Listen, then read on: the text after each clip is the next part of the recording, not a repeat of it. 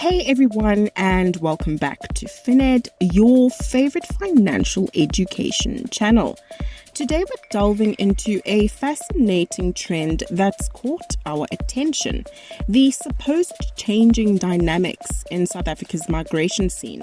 According to insights from financial experts, it seems like a wave of expats is making their way back to the Rainbow Nation. The property market and tax specialists are witnessing a turn in the tides. Expats, once scattered across the globe, are contemplating a return to their roots in South Africa. But why? Well, it's a mix of lifestyle considerations, cost of living, and the allure of affordable luxury in home ownership. Since the turn of the century, an estimated 413,000 South Africans have chosen to relocate abroad. Conversely, as of 2022, roughly 28,000 individuals have made their decision to return. In the absence of comprehensive data from financial sources such as Stats SA and government departments like Home Affairs, insights into immigration patterns as well as the phenomenon of reverse immigration have largely relied on industry anecdotes and analyst observations. Recent statistics from Stats SA, utilizing information sourced from the United Nations Department of Economic and Social Affairs, highlight a significant rise in the number of South African expatriates over the past 20 years. In the year 2000, approximately 501,600 South African nationals were living abroad. By 2020, this figure had surged to 914,901. Over the span of 2 decades, more than 413,000 South Africans opted to pursue opportunities abroad. Notably, around 4,250 individuals have successfully sought refuge elsewhere, particularly since 2014, with a notable portion seeking asylum in the United States, where over 1,350 South Africans applied in 2022. Regarding the phenomenon of return migration, certain sectors, such as the real estate industry, have noted an emerging trend of South Africans coming back to their homeland after spending time abroad, attracted by factors like a lower cost of living, favorable climate, and familial ties. However, contrary to this narrative, Stats SA's data derived from the 2011 and 2022 censuses indicated no significant uptick in the number of returnees. In 2011, approximately 45,860 South Africans repatriated, compared to only 27,983 individuals in 2022. It's worth noting that the data provided by the UN and the census do not perfectly align, and they track different metrics. Consequently, South Africa continues to grapple with challenges in accurately monitoring and documenting immigration trends. Now, as the desire to return supposedly gains momentum, individuals are approaching financial experts with questions about the practicalities. It's not just about leaving, it's about coming back. Tax consultants point out the critical importance of meticulous planning and understanding regulatory intricacies. Let's dive into the technicalities. Before even thinking about returning, individuals must understand their legal status for tax and exchange control purposes.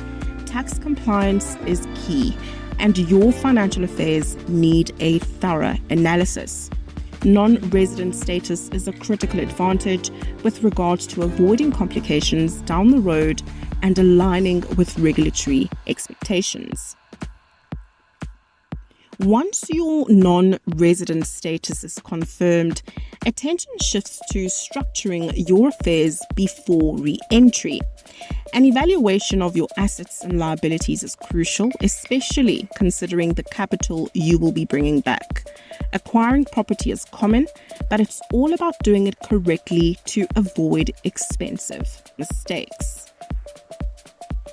Navigating tax implications is like plotting a course. It involves a detailed roadmap for assets and incomes, ensuring maximum tax efficiency. The goal? Avoid pitfalls and make informed choices based on a deep understanding of the tax landscape. It's essential to dispel misconceptions. Unlike some other countries, South Africa doesn't follow the remittance basis of tax. What does this mean? Investments made outside of South Africa are not subject to taxation within the country. This exemption applies to various forms of income, including interest, gains from share speculation, dividends, and property income. Some individuals may wonder if bringing such income back into South Africa would incur taxation. This inquiry is based on the concept of the remittance basis of taxation, which South Africa does not adhere to. Under the source principle, income that is exempt from taxation at its origin does not trigger tax implications when remitted to South Africa. Therefore, bringing income into South Africa from overseas investments does not result in any tax consequences. Understanding this distinction prevents financial missteps upon return, especially for expatriates. For the wealthier returnees, the spectre of estate duty looms large. Proper structuring is vital to avoid hefty taxes on worldwide assets. South Africa becomes less attractive for wealthy retirees without a well-planned and executed approach. As you make your journey back home, strategically navigating the South African residency tests is crucial. According to SARS, an individual is a resident for tax purposes in South Africa either by way of ordinarily residence or by way of physical presence. The physical presence test, also known as the day test or time rule, is based on the number of days that a natural person is physically present in the Republic of South Africa. Unlike some other countries, South Africa offers a highly nuanced approach to tax residency, providing flexibility to those returning.